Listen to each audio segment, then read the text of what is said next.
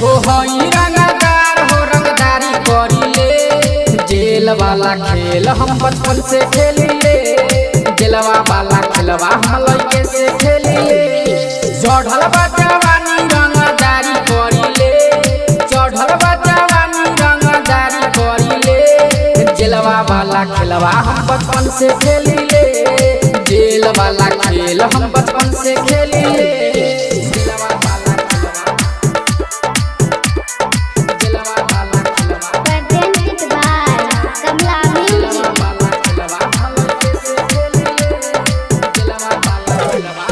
चले रंगदारी हमर पूरा प्रखंड में। बानी रंगदार रानी रहे नी घमंड में।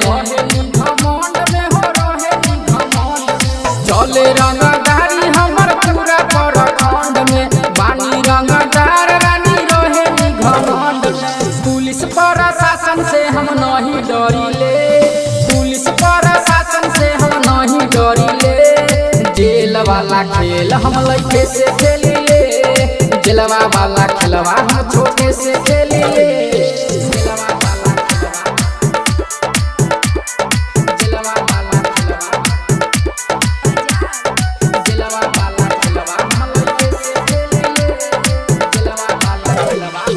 रहेला हो गर्मी जितना मई औरी जून में।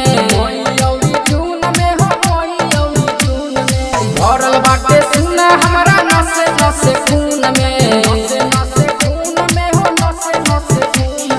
रहेला हो गर्मी जितना मई औरी जून में। भरल बाटे सुन हमरा नसे नसे खून में। आर्यन आमोद कहे सीधे ठोकिले। कमला आमोद कहे सीधे ठोकिले। जेल वाला खेल हो लइके से खेलिले।